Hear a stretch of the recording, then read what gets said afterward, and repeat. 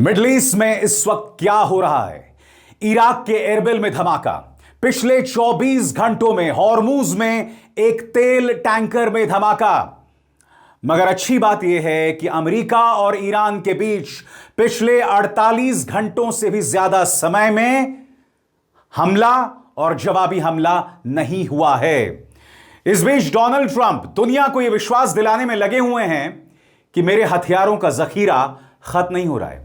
याद कीजिएगा दोस्तों, अमेरिकी उपराष्ट्रपति जेडी वैंस और उनके American joint chief of staff general Dan Caine ने कहा था कि हर गुजरते लम्हे के साथ हथियारों का जखीरा खत्म हो रहा है। और यही वजह है कि पिछले 48 घंटों से अमेरिका ने ईरान पर हमले करना बंद कर दिया है। और अब अमेरिकी राष्ट्रपति सामने आए हैं कि हथियारों की कोई कमी नहीं है। बात यहां नहीं रुकती दोस्तों, उन्होंने ईरान पर हमले के AI generated, artificial intelligence generated videos जो हैं उसका इस्तेमाल किया है। और यह व्यक्ति अमेरिका का राष्ट्रपति है। यह व्यक्ति दुनिया के सबसे ताकतवर देश अमेरिका का राष्ट्रपति है और यह झूठी और एआई जेनरेटेड तस्वीरें और वीडियोस का इस्तेमाल कर रहा है।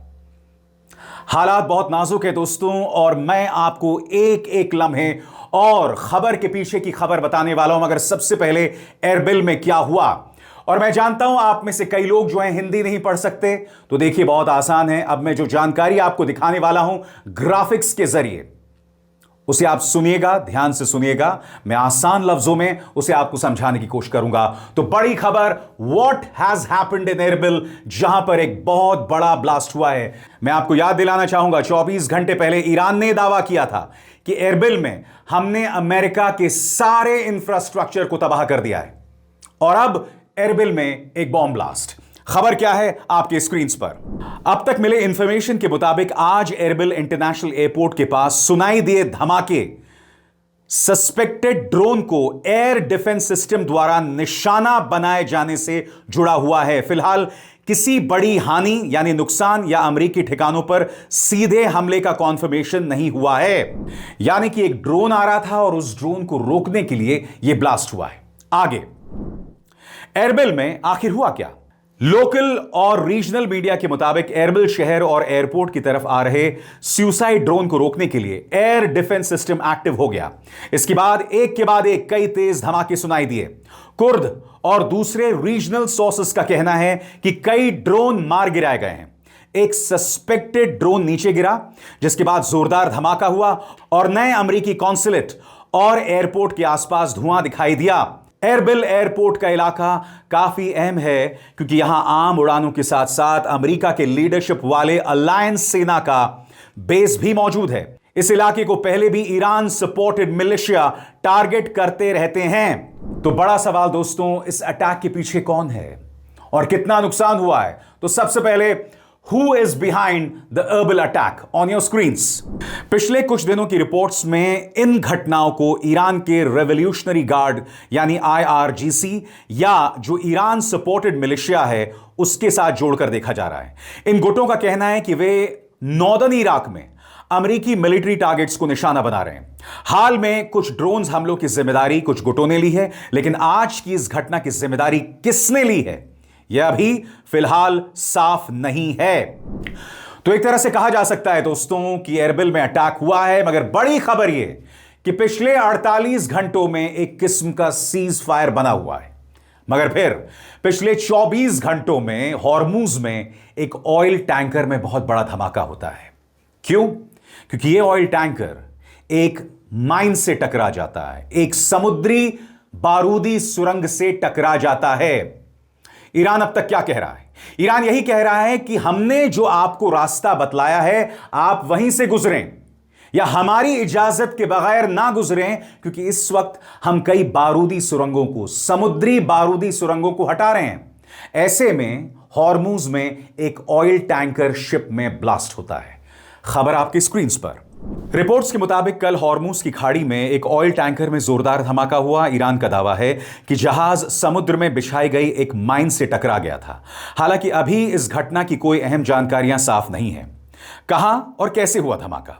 धमाका हॉर्मूज के खाड़ी के सदर्न हिस्से यानी दक्षिणी हिस्से के आसपास ओमान की तरफ हुआ बताया जाता है। यह दुनिया में तेल ले जाने वाले जहाजों के लिए अहम रास्ता है। ईरानी मीडिया, जिसमें तस्नीम भी शामिल है, उसका दावा है कि टैंकर उस रास्ते से हट गया था जिसे ईरान ने जहाजों की आवाजाही के लिए मंजूरी दी थी। इसके बाद जहाज एक समुद्री माइन से टकराया और उसमें बहुत बड़ा धमाका हुआ और उसके बाद आग लग गई। नुकसान और हताहत, अभी तक इस बात की कोई कॉन्फर्मेशन या इंडिपेंडेंट जानकारी नहीं है कि इस घटना में कितने लोग मारे गए। वीडियो और रिपोर्ट्स में बहुत बड़े धमाके और आग की बात कही गई है। इससे लगता है कि जहाज को काफी नुकसान हुआ होगा, लेकिन किसी इंडिपेंडेंट समुद्री एजेंसी की तरफ से किसी तरह का कोई जानकारी या इंफॉर्मेशन नहीं दी गई है। अब यहां पर ईरान जो कह रहा है, मैं चाहता हूं आप उस पर गौर करें। ईरान ने पहले ही तय कर दिया था कि हॉर्मूज में हम अभी बारूदी सुरंगों को हटा रहे हैं, लिहाजा हम जो रास्ता तय करें आप वहीं से गुजरें। ईरान के रेवोल्यूशनरी गार्ड कोर और सरकारी मीडिया का कहना है कि टैंकर ने तय रास्ते का वायलेशन किया, यानी ईरान के मुताबिक जहाज ने सदर्न रास्ते में मौजूद माइन के खतरे को लेकर दी गई वार्निंग को नजरअंदाज कर दिया। ईरानी ऑफिशियल्स इस घटना को अमेरिका के साथ चल रहे तनाव से भी जोड़ रहे हैं। उनका आरोप है कि वॉशिंगटन टैंकरों को दक्षिणी रास्ते से गुजरने के लिए बढ़ावा दे रहा है, जबकि वहां समुद्री माइन होने की वजह से खतरा बना हुआ है। हाल के दिनों में IRGC कई बार कह चुका है कि वो हॉर्मूज की खाड़ी को बंद कर सकता है या वहां जहाजों की आवाजाही पर सख्त कंट्रोल रख सकता है। उसने वार्निंग दी कि ईरान के साथ तालमेल के बिना गुजरने वाले टैंकरों के साथ ऐसी घटनाएं हो सकती हैं। दोस्तों, फिलहाल यह साफ नहीं है कि कितने लोग मारे गए हैं, टैंकर का नाम क्या है, इसको लेकर रहस्य बना हुआ है। मगर पिछले 24 घंटों में कई ऐसी चीजें हुई हैं जिसको लेकर उम्मीद की एक किरण, एक ऑप्टिमिस्टिक संदेश दिखाई दे रहा है। कैसे, गौर फरमाएं। अमेरिका ने ईरान पर अपने हमले फिलहाल रोक दिए हैं। इसके बाद तेहरान ने भी करीब 2 हफ्ते तक चली बमबारी के बाद इलाके में अपने जवाबी हमले रोक दिए हैं। अमेरिकी राष्ट्रपति डोनाल्ड ट्रंप ने उन खबरों को खारिज किया जिसमें कहा जा रहा था कि अमेरिकी सेना के पास हथियार और गोला बारूद कम पड़ रहे हैं। ट्रंप का कहना है कि अमेरिका के पास बहुत बड़ा भंडार है। ईरान के विदेश मंत्रालय के प्रवक्ता इस्माइल बागाई का कहना है कि तेहरान और वॉशिंगटन के बीच लोगों के जरिए एक दूसरे को संदेश भेजा जा रहा है। हालांकि उनका कहना है कि अमेरिका पहले बातचीत में ईरान को धोखा दे चुका है। दोस्तों, तो 2 बड़ी बातें सामने उभर कर आ रही हैं। पहला, ईरान खुद मान रहा है कि बातचीत चल रही है, दोनों के बीच में लिंक है। हालांकि उस बातचीत को शक की निगाह से ईरान देख रहा है। इसके अलावा अमेरिका के एक बड़े सैनिक कमांडर, एक मिलिट्री कमांडर ब्रैड कूपर ने एक बयान दिया। आपकी स्क्रीन पर यह है ब्रैड कूपर, और गौर फरमाइए ब्रैड कूपर क्या कह रहे हैं। इससे आने वाले वक्त के लिए एक उम्मीद दिखाई देती है। कैसे, गौर फरमाएं। मिडिल ईस्ट में अमेरिका के बड़े सैनिक commander, military commander Brad Cooper ने सलाह दी है कि हॉर्मूज खाड़ी के आसपास अमेरिका की बमबारी रोक देनी चाहिए। उनका कहना था कि इस सैनिक अभियान के ज्यादातर मकसद पूरे हो चुके हैं और अब छोटे मोटे हमले जारी रखने में कोई खास फायदा नहीं होगा। उनकी सलाह और एयर डिफेंस में इस्तेमाल होने वाले इंटरसेप्टर मिसाइलों के घटते भंडार को दी गई वार्निंग्स का असर अमेरिकी राष्ट्रपति के फैसले पर भी पड़ा है। इसके बाद ट्रंप ने शुक्रवार को हमला रोक देने का फैसला किया। इस बीच ईरान और ओमान हॉर्मूज की खाड़ी को दोबारा खोलने की योजना पर बातचीत कर रहा है, प्लान पर बातचीत कर रहा है। दोनों तरफ से हमले काफी हद तक रुक गए हैं। इसलिए फिलहाल जंग में कुछ समय के लिए शांति दिखाई दे रही है और बातचीत के जरिए समाधान निकालने की, यानी सॉल्यूशन निकालने की कोशिश की जा रही है। तो 2-3 चीजें दिखाई दे रही हैं दोस्तों। सबसे पहले ब्रैडली कूपर, जो कि मिडिल ईस्ट में बड़े कमांडर हैं, वो कह रहे हैं कि भाई मकसद पूरा हो गया है। अगर आप इस तरह के छोटे मोटे हमले जारी रखेंगे तो हो सकता है कि यह बहुत बड़े वॉर के तौर पर तब्दील हो जाए, एक बड़े एक्सीडेंट के तौर पर तब्दील हो जाए। और यह ना भूलें, इस पूरे वॉर में अमेरिका के करीब 18 सोल्जर्स मारे गए हैं। इसको लेकर लगातार ट्रंप से सवाल पूछे जा रहे हैं और ट्रंप क्या कह रहे हैं कि हथियारों के जखीरे में कोई कमी नहीं है। सबसे बड़ी बात दोस्तों, वो इस्तेमाल कर रहे हैं AI जेनरेटेड तस्वीरों की। इस खबर को देखिए। डोनाल्ड ट्रंप यह बताने के लिए कि हम ईरान पर हमला कर रहे हैं, AI यानी आर्टिफिशियल इंटेलिजेंस जेनरेटेड वीडियोस का इस्तेमाल कर रहे हैं, और ये हैं अमेरिका के राष्ट्रपति। इससे ज्यादा शर्मनाक बात और क्या हो सकती है। मगर सबसे बड़ी बात, और ये बहुत चिंताजनक है दोस्तों, क्योंकि यूक्रेन ने एक ईरानी जहाज पर हमला कर दिया था। यूक्रेन का कहना है कि हमने इसलिए हमला किया क्योंकि इसमें रशियन वेपन्स थे। अब अगर इसमें रशियन वेपन्स थे तो ये ईरान के लिए जा रहे होंगे, मगर यूक्रेन ने हमला कर दिया है जिसमें एक व्यक्ति की मौत हो गई है। अब ईरान ने कहा है कि यूक्रेन को इसका मुंह तोड़ जवाब दिया जाएगा। रशिया ने भी इसमें दखल दे दिया है। गौर फरमाइए इस खबर पर, आपकी स्क्रीन पर। Ukraine's attack on Iranian vessels can not go unanswered. Reuters की खबर है और यहां पर आप देख रहे हैं ईरान के विदेश मंत्री अब्बास अराक्ची, जहां वो कह रहे हैं कि जो हमला तुमने ईरानी जहाज पर किया, समुद्री जहाज पर किया, इसका मुंह तोड़ जवाब दिया जाएगा। अब्बास अराक्ची ने क्या कहा है, गौर फरमाएं। ईरान के विदेश मंत्री अब्बास अराक्ची ने रविवार को कहा, ईरान के कमर्शियल जहाज पर यूक्रेन के हमला को बिना जवाब दिए नहीं छोड़ा जा सकता। अब यह बिना जवाब दिए नहीं छोड़ा जा सकता का क्या मतलब है? इसका मतलब साफ है, अगर यूक्रेन पर जवाबी हमला ईरान करता है तो अमेरिका जवाब देगा। अमेरिका जवाब देगा तो इस्राइल एक्टिव हो जाएगा, और अगर अमेरिका जवाब देगा तो रशिया भी जवाब देगा, क्योंकि यूक्रेन है। यानी कि एक बार फिर इस मामले को भड़काने के लिए एक स्पार्क, एक चिंगारी दिखाई दे रही है, जो अपने आप में निहायत ही खतरनाक है। आगे, ईरान के मुताबिक कैस्पियन सागर में हुए इस हमले के बाद जहाज में धमाका हुआ, जिसमें एक नाविक की मौत हो गई और एक अन्य घायल हो गया।